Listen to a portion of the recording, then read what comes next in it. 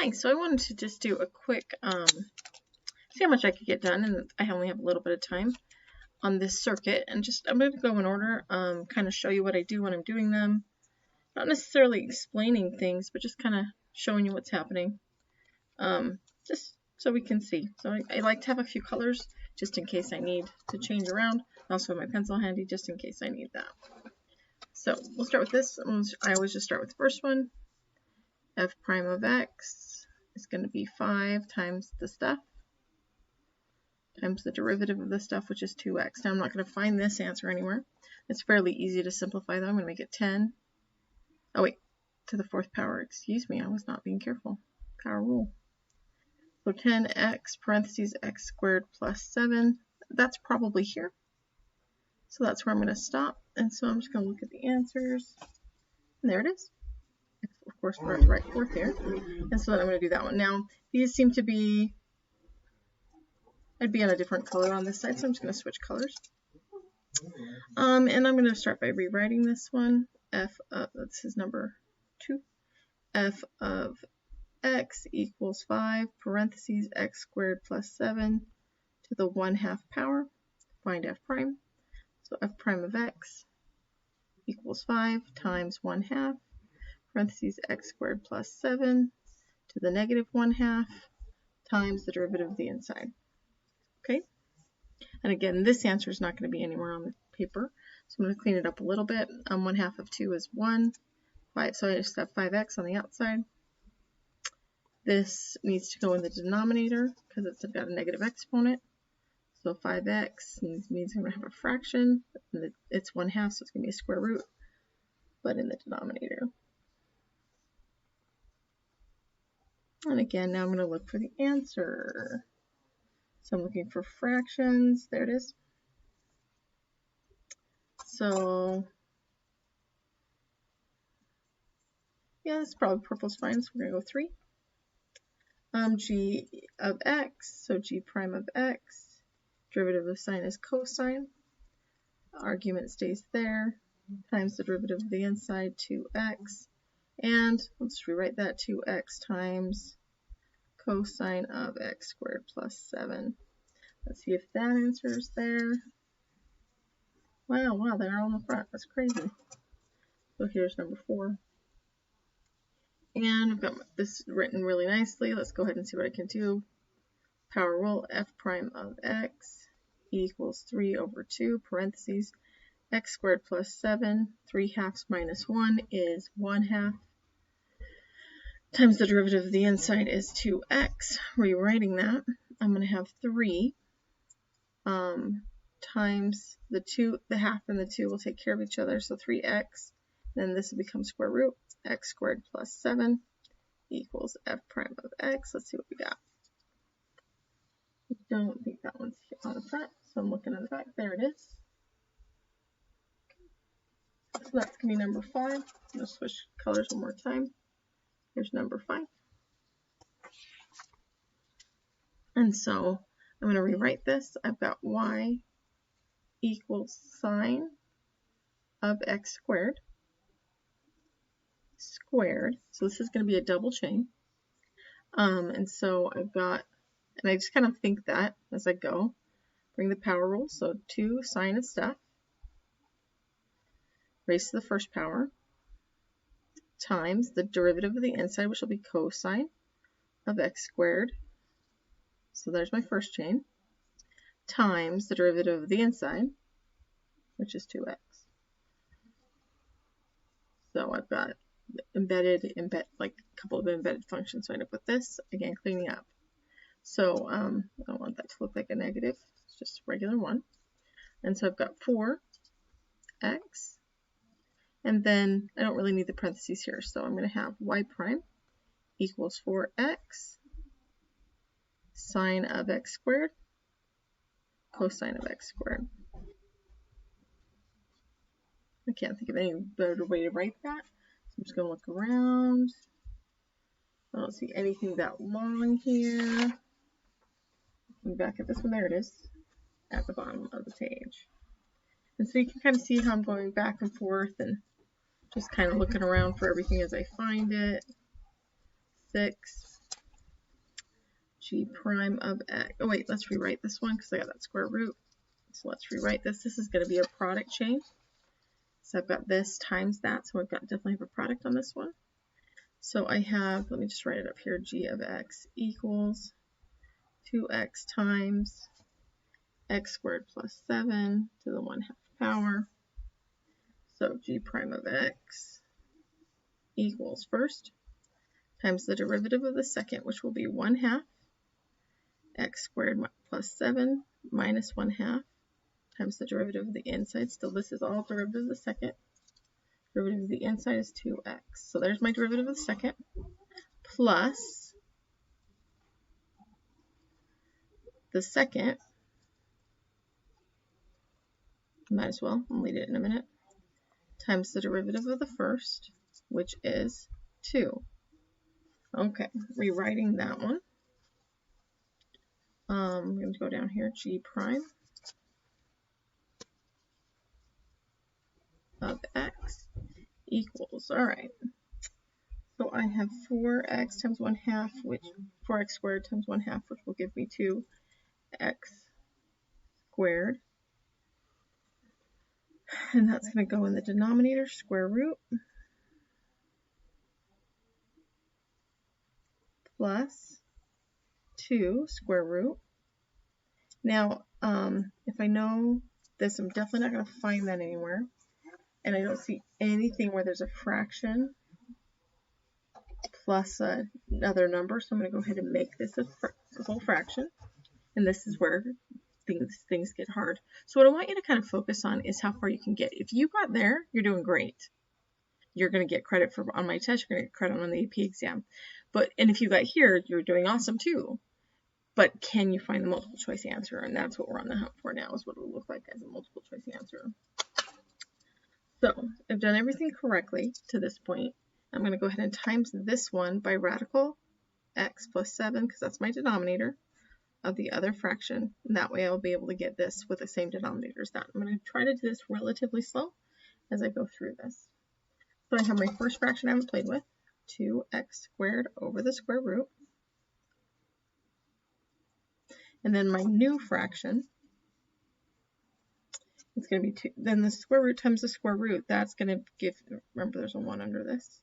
So this times this, I'm going to have the 2 in front. And then that's going to just give me that. Like the square root of 2 times the square root of 2 is 2. So the square root of the same thing is just going to give me that thing. Okay. And then when I add fractions together, I add the numerators.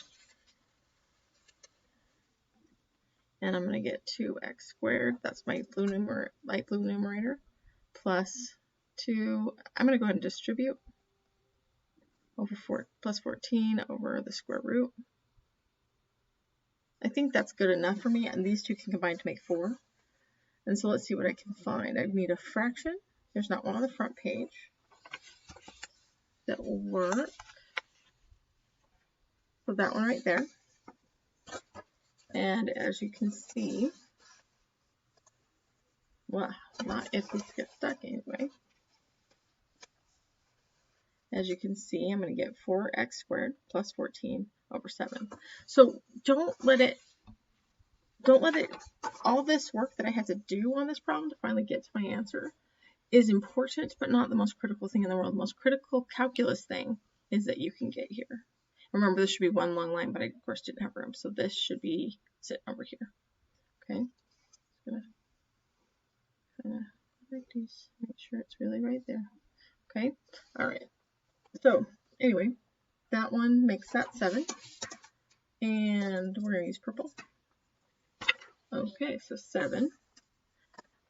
Now I can totally use a quotient rule, but I'm going to try to simplify this and see if I can do something else. So y equals cosine x over sine x times 1 over sine x. Okay, which gives me cosine over sine is cotangent, and 1 over sine is cosecant. Okay, now I don't know if that's more helpful. So if this is like, but I don't remember those derivatives, then go back. Okay, so I actually may do it with the original, but I'm just going to keep that in mind. I'll use it in just a second. Let's do the original. And there's not going to be anywhere near enough room on this page for my work. So I'm going to go ahead and just kind of pop this onto here.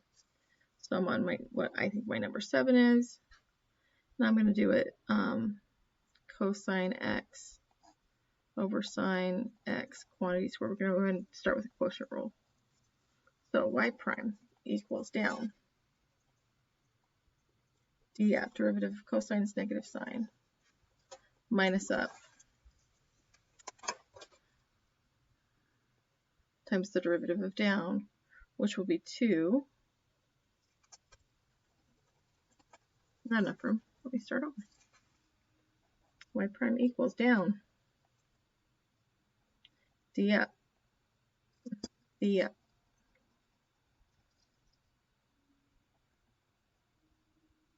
minus up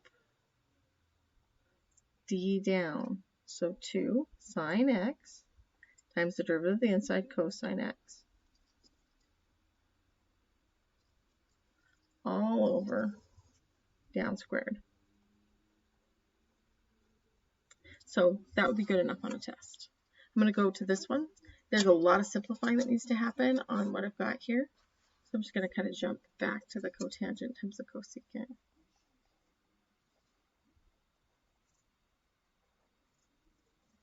So we've got first times the derivative of the second. Okay, so cotangent times the derivative of cosecant, which is cosecant times cotangent. I double check that. Plus the second times the derivative of the first, which is cosecant squared x. See, it's just messy. So I have cosecant x times cotangent squared plus cosecant cubed. And so let's see if I have that anywhere. Almost.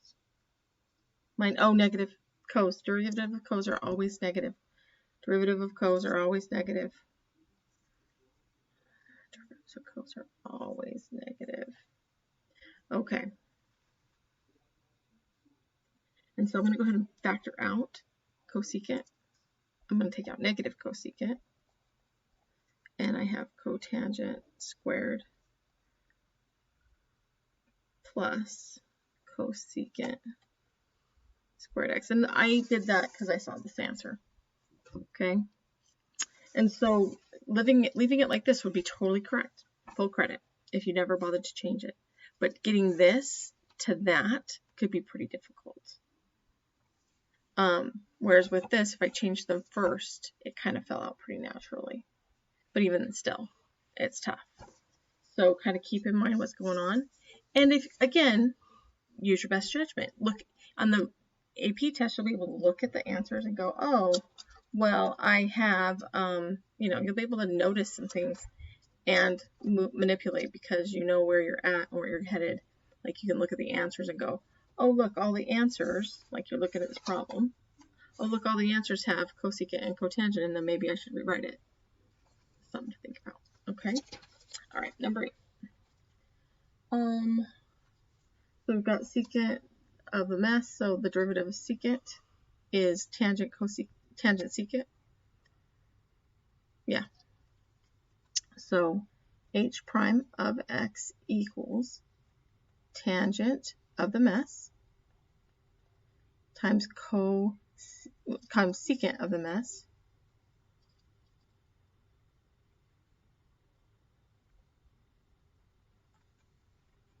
times the derivative of the inside, which is 2x. So tangent secant 2x. So let's see if I can find it without manipulating it.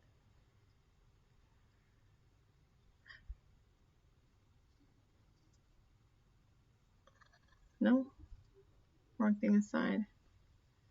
That's really close. Not there.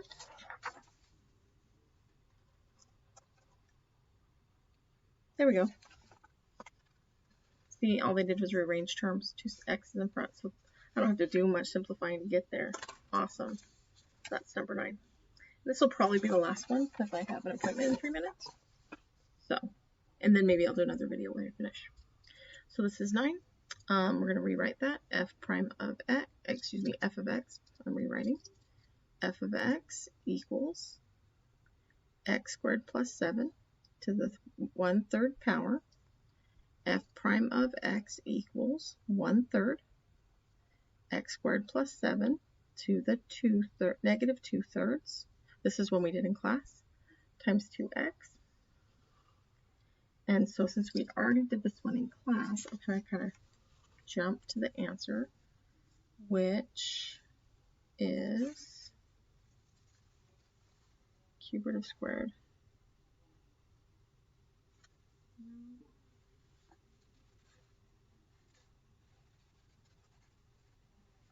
Should all see it, but I know I did this one with you.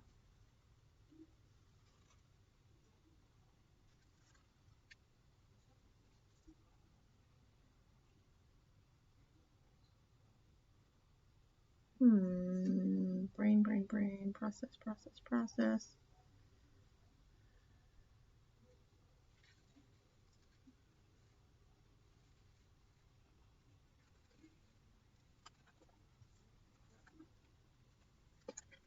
All right, we're going to manipulate. I'm not seeing it. Maybe I'm just tired, but I'm not seeing it. So I've got, just what's F prime? Weird. Anyway, so I've got 2/3 x squared plus 7 to the negative 2/3. And so 2x over 3 cube root of x squared plus 7 quantity squared.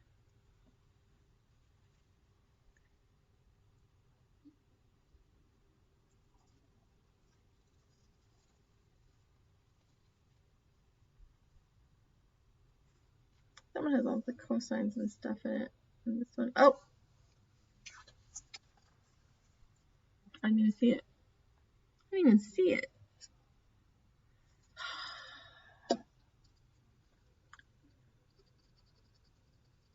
All right, I'm gonna go. I'll come back. This one we did in class, and we'll talk soon. Thanks. Bye.